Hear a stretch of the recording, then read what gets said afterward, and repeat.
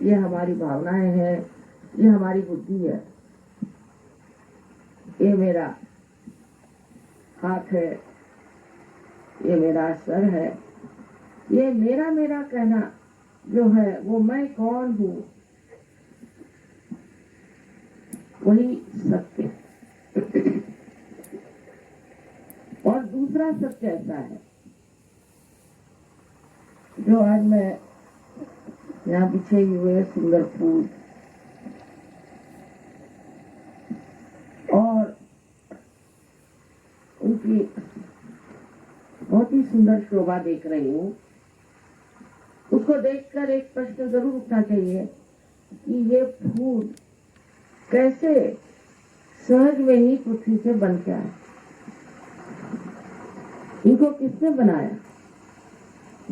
हमारा हृदय जो अपने आप चलता है, जिसे डॉक्टर लोग कहते हैं ये ऑटोनॉमस नर्वस सिस्टम है, स्वयंचालित। तो ये स्वयं कौन है?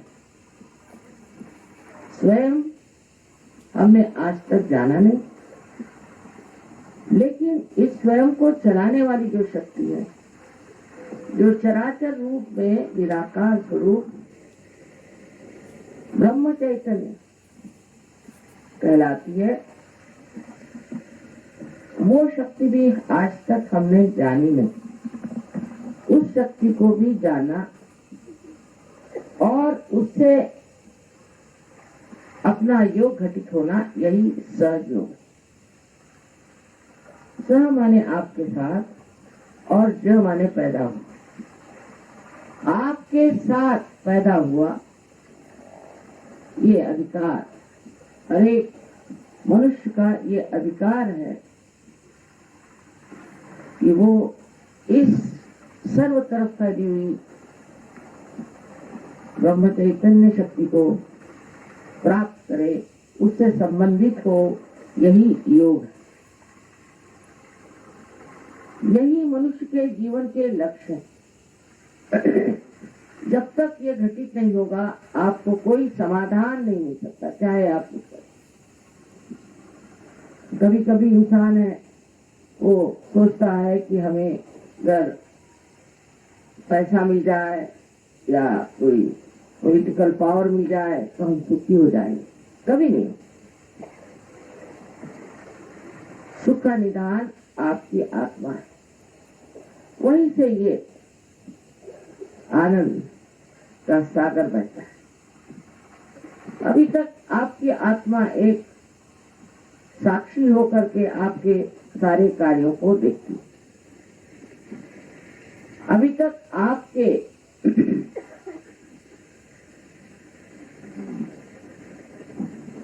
चित्त में, अटेंशन में आत्मा का प्रकाश आया नहीं। इसीलिए हम अज्ञानी हैं, इसीलिए हम अंधे हैं। कबीरदास कहते हैं, कैसे समझाऊं सब जग अंधा।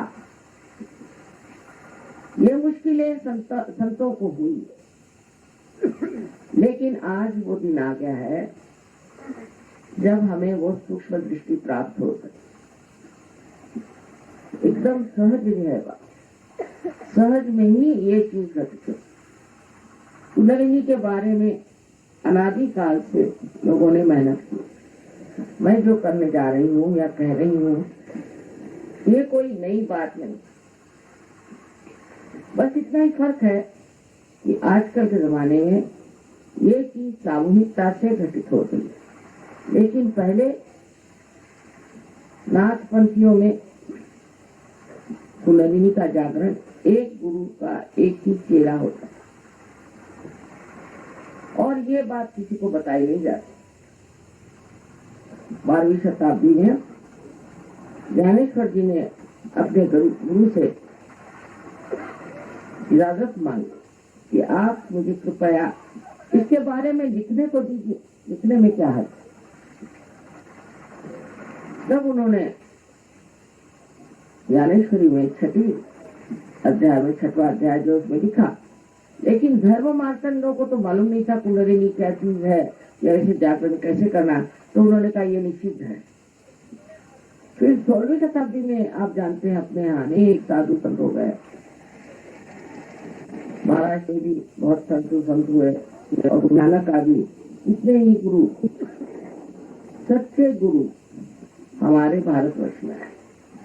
अपनी भारत भूमि एक प्लावित भूमि, फिर खासकर कुरुक्षेत्र तो गीता का पहला शब्द है और ये बहुत ही मानी हुई जगह है जहाँ कृष्ण भी आए और जहाँ पर धर्म और अधर्म का युद्ध हुआ। इसमें धर्म की जीत हो गई, लेकिन धीरे धीरे हर चीज अपने देश में भुलाई गई और बुलाते बुलाते हम लोग इतने दूर हट गए हैं कि अतीत में जो कुछ भी हमने पाया है वो एक अदृश्य होता है। ये विराजमान है यहाँ, आप जानते हैं कि यहाँ का परम चैतन्य इतना प्रबल है। और जब इन्होंने कहा कुरुक्षेत्र में वहाँ प्रोग्राम है तो मुझे बहुत खुशी, क्योंकि मैं जानती हूँ कि इस जमीन में बहुत चैतन्य की सृष्टि है। अभी तक आप लोग भी नहीं जानते कि अगर आप इस भारतवर्ष में पैदा हुए हैं तो ये महान पुण्यों की वजह से, पूर्व जन्मों के अनेक पुण्यों की वजह से आप इस भारत भूमि में पैदा, और इसका आपको प्रत्यक्षा भी दिखाई देगा। सहज के बारे में आपको बताया गया है कि आपके अंदर कुंडलिनी नाम की शक्ति, और ये शक्ति जागृत होने से 6 चक्रों को भेद करके, 6-7 नहीं, 6 चक्रों को भेद करके ब्रह्मरंध्र जो यहाँ पर है उसे भेद करके तालु से उसकी वो जो चारों तरफ फैली हुई ये चैतन्य सृष्टि है उससे उसको एकाकारिता आती है, उससे योग निकलता है। इसमें समझने की बात यह है कि इस पृथ्वी पर हम लोग ध्यान दें कि एक बीज को अगर ये पृथ्वी माता के उदर में हम डाल दें तो वो अपने आप सहज में ही पनप आता है। कैसे आता है? क्योंकि उस बीज में भी ये शक्ति है और उस पृथ्वी माता में भी ये शक्ति है कि वो उसे जागरूक करे। रामदास स्वामी जो शिवाजी के गुरु थे, उनसे किसी ने पूछा कि कुंडलिनी जागरण में कितना समय लगता है? उनका तत्क्षण माने उसी क्षण, पर वो लेने वाला भी चाहिए और देने वाला भी। मैं भारतवर्ष में देखती हूँ कि हर जगह बहुत ज्यादा लोग धार्मिक हैं। हम लोग यहाँ बैठे बैठे जानते नहीं कि प्रदेश में इन लोगों की कितनी अंदरूनी हालत खराब, अंदर से ये लोग खोखले हुए चले जाते। ये दुर्दशा इनकी है कि इस छोटे से भाषण में मैं सब बता नहीं सकती, लेकिन बेचारे इतने त्रस्त हैं क्योंकि इनके संस्कृति में ही कोई धर्म नहीं रहता, कोई परमात्मा का विचार नहीं रहता, कोई उनसे भय नहीं रहता, और जिसके मनमानी चाहे करते थे कि हम स्वतंत्र हैं। स्व का तंत्र तो वो होता है, स्व माने अपनी आत्मा, और उसका तंत्र जानना ही सहज होता है। जब तक आपने अपनी आत्मा का तंत्र नहीं जाना तब तक आप परतंत्र हैं। इसलिए ये बड़ी आनंद की बात है कि आज कुरुक्षेत्र में इतने लोग सहयोग के लिए पधारे हैं। हमने सोचा था कि कभी न कभी हरियाणा में भी जाना होगा ही, और ऐसी घटना घटित हो गई। ये भी एक हमारे लिए भी परम भाग्य की बात है, क्योंकि जहाँ आपका चित्त बहुत अटका रहता है, जब तक आप उस चीज को समझ नहीं लेते, उसके साथ कुछ ठीक से इंतजाम नहीं कर देते, आपको लगता है कि अभी ये प्रदेश बचा हुआ है, ये प्रदेश जरूर देखना है, यहाँ जाना है। और आज यही बात बड़ी आनंद की है कि आज चीज घटित होगी। इसमें कोई बुद्धि चातुर्य नहीं, कोई विचार करने की जरूरत नहीं। कुंडलिनी आपकी अपनी माँ है, हरेक की अपनी माँ है, व्यक्तिगत, इंडिविजुअल, और वो सब आपके बारे में जानती है, आपके पूर्व जन्म के बारे में सब कुछ आप कैसे हैं, क्या है, वो सब आपकी तकलीफें भी जानती है, आपकी गलतियां भी जानती है, और वो आतुर है कि आपको ये आपका पुनर्जन्म दे। इसमें मेरा लेना देना कुछ नहीं। मैं तो जैसे एक जला हुआ दीप दूसरे दीप को जला देता है, उसी प्रकार आप भी कर, जब आप जागरूक हो जाएंगे तो आप भी एक दूसरे को जगा सकते हैं। और इसी तरह से ये सबको जागरूक करने का, प्रकाशित करने का कार्य आप भी कर सकते हैं। ये शक्ति आपके अंदर है। आपके अंदर अनेक शक्तियां हैं जिसके बारे में आपको मालूमात ही नहीं कि आप क्या क्या कर सकते। सबसे पहले तो कुंडलिनी के जागरण से आपकी शारीरिक स्थिति ठीक हो जाती है। ये बात सत्य है कि सहयोग से हर तरह की बीमारियां ठीक हुई, उसका कोई अंदाज ही नहीं लगा सकता और कोई कह ही नहीं सकता। दूसरी बात यह है कि मानसिक बहुत लोगों को तकलीफ होती है और मानसिक तकलीफों से लोग पागल भी हो जाते हैं, वो भी सहयोग से ठीक हुई। तीसरे, जिसे साइकोसोमैटिक कहते हैं, कि जिसमें आपकी शारीरिक तथा आपकी मानसिक दोनों विकृति एक साथ हो जाती है, ऐसी भी बीमारियां सहयोग से ठीक, इसमें कोई शंका नहीं, ये ठीक हो जाती है और होना ही चाहिए। क्योंकि आप अगर सोचते हैं इस दुनिया में जितने भी प्रश्न हैं या जितने भी दुविधाएं हैं, जितनी भी तकलीफें हैं, वो अधिकतर मनुष्य के वजह से। इस मनुष्य के अंदर जितनी तकलीफें हैं वो ये चक्रों की वजह से। अगर ये चक्र आपके स्वच्छ हो जाए और ठीक हो जाए तो आपके प्रश्न तो ठीक होना ही हुआ है। किंतु अगर आप इसमें जागरूक होकर के आपके अंदर सामूहिक चेतना आ जाए, माने आप दूसरों के चक्रों को भी महसूस कर लें, तो आप दुनिया के लोगों को भी ठीक कर सकते हैं यहाँ बैठे बैठे। एक बार आपको पता हो जाना चाहिए कि आप में क्या दोष है, उसे आप ठीक कर लें। और आपको ये भी पता होना चाहिए कि दूसरों में क्या दोष है, वो भी आप ठीक कर सकते हैं।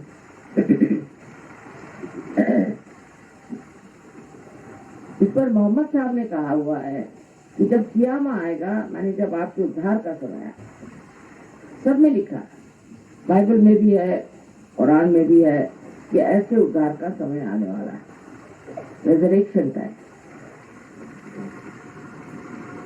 और रम साहब में भी बहुत अच्छे से लिखा हुआ है। ऐसे कोई भी पुस्तक नहीं है जिसमें ये नहीं लिखा कि आपके उद्धार का समय आने वाला नहीं। एक समय आएगा जो आपके उद्धारक स्थिति को पहुंचा देगा। वो समय आज आया हुआ और इस समय में कहीं ये कार्य हो रहा है तो होना ही हुआ। हर एक चीज समय से होती है।